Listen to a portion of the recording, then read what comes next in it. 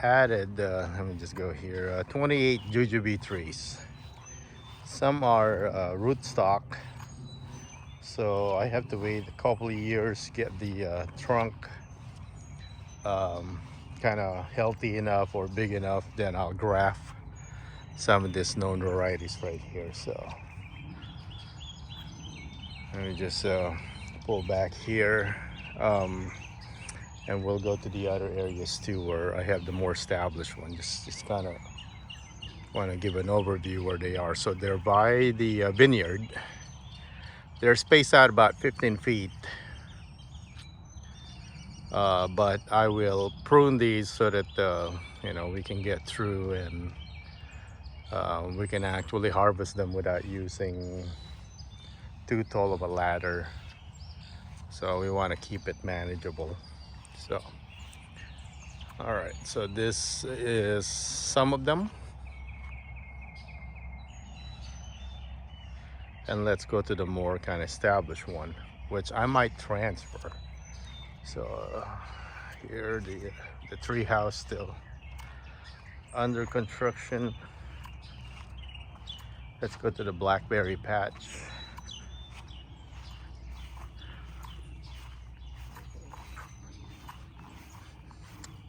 And we have rootstock that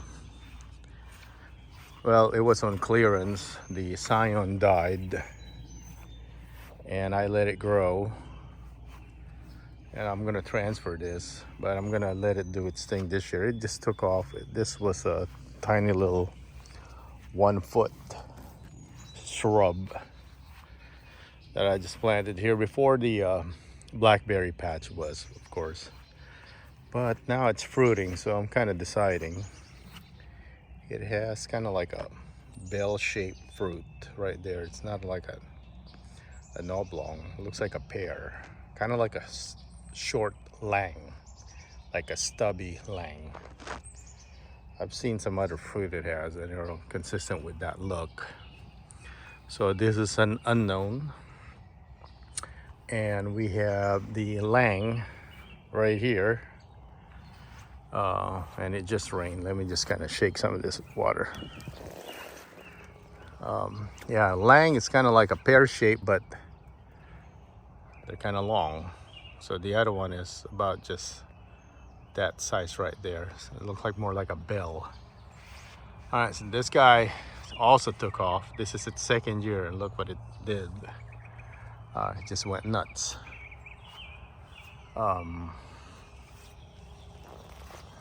Yeah.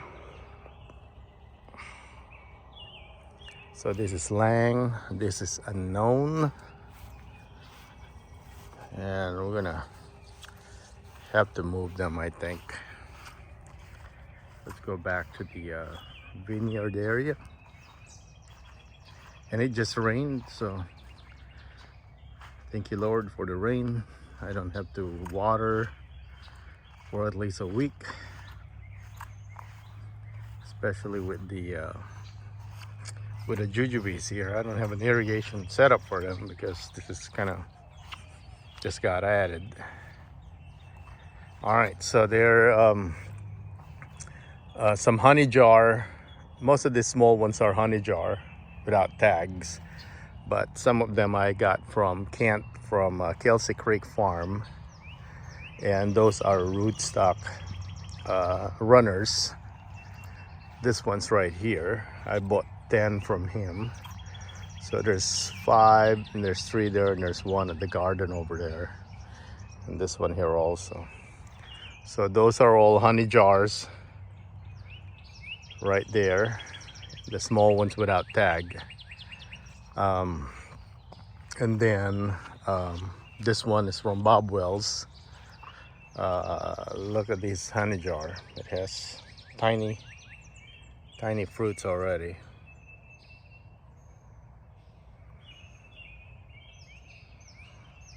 And my guess here, if it's the same as the other Jujube, once they get a hold of that dirt right there, they're just gonna take off. So this is honey jar, and this is Lee. So I bought this as a companion for the Lang for pollination, but maybe that unknown is a Li variant, because that thing pollinated that Lang, and that Lang has a lot of fruit. So this one is Li. It's flowering also. Hasn't set any baby fruits yet, I don't think. But this one I got from my son's nursery, bare root, so it was up to here only. So they delivered this stick where all the laterals were cut. So I was not happy with what I got, but little did I know it's once it's established, it just takes off like this. So I'm buying more leaf from them probably, because the bare root are a lot cheaper.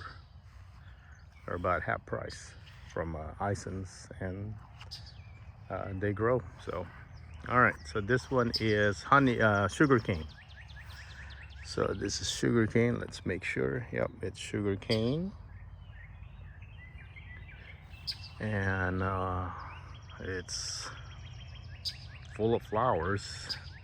Trying to look if there's any baby fruits yet. That fly is pollinating it. I don't see no. Oh yeah, there's one right there. All right, so sugarcane. All right, so let's go over here. What else do we have? Shanxi-Li. This one is cut right here. It has baby fruit also. Shanxi-Li. So got this because so we have this sweet honey jar and sugarcane, and we need one for size. So all right, so that is Shanxi-Li. There's another Shanxi-Li right here.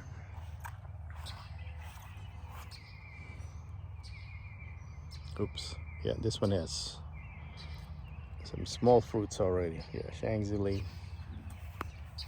It's got some fruits. All right, it's about, I would say, 5 feet tall. If you count that, that's probably 5.5.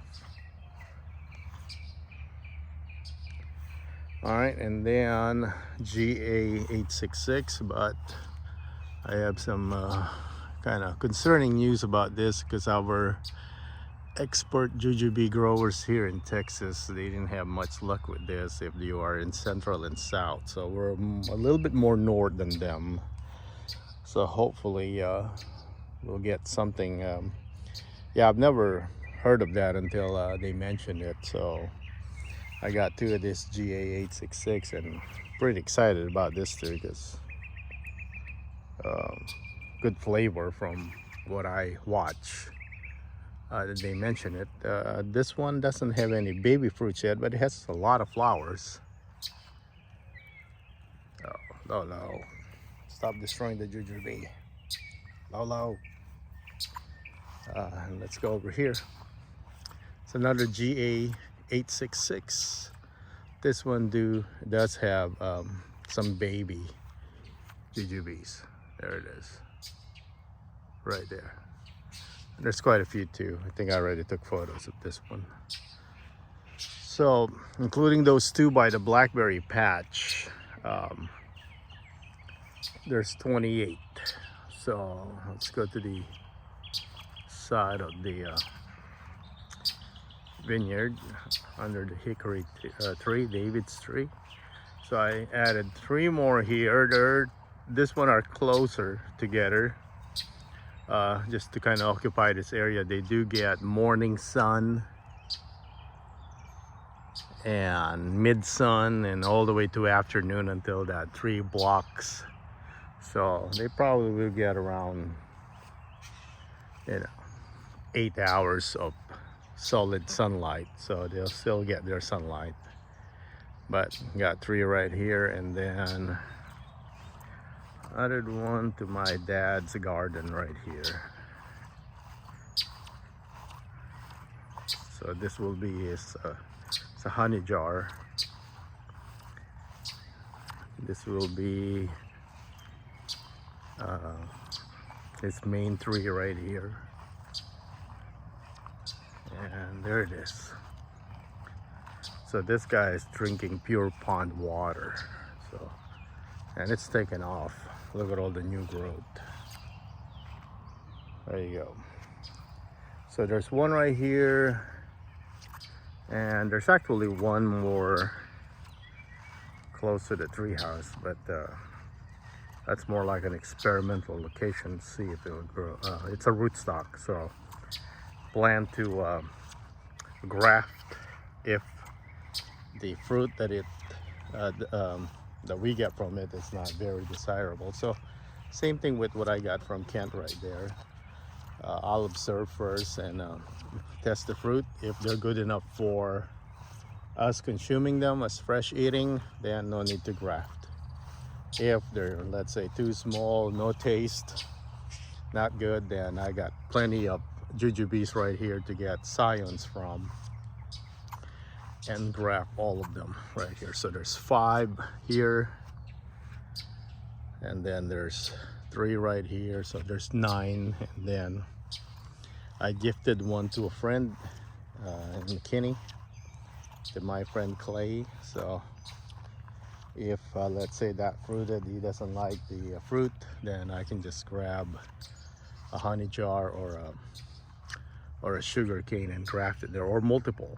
I can grab all this variety. And that's the exciting thing about having this rootstocks right here, is that I have 6 different variety, and I'll get probably some more. Cocoa and Sherwood is what I'm looking for, and what else? Chico. Those are probably the ones that are on top of our list that we want to add. Sherwood for the size, cocoa for that. They say there's coconut hint in there, so we might add those. All right, so one last kind of tour. Hey, Forky, stop bothering the birds. Probably pretty upset because they have nests all over that were even close to their nest. All right, so one last look right here at all the Jujubes. So we're kind of excited because Jujubes are very ornamental. They have this glossy green leaves, and they have that weeping, kind of drooping look to them. Oh yeah, the other one I want to add is the contorted one, the S-O. They do have that at Bobwell, so I need to get that. That's very ornamental. It has, I mean, this zigzag, that zigzag some more with the growth. So, and that's our Jujube orchard in the making. So it'll be pretty cool to give you guys an update, let's say even a year from now, what this looks like. But I'll do frequent update just on individual Jujube on their fruiting, and maybe do a review taste of their fruit planted on this soil, because you know that's a factor where you plant and location. It changes some of the character of the fruit and the growing habits. So hopefully we're praying here that the GA866 is a success here, since it's not very popular in Texas. So all right, thank you for watching, and say bye to Lolo. Hey Lolo, come here. We're ending the video. And who else have you got? You got Fork, and I think Callie is just right by the hickory tree right there. All right, thank you for watching.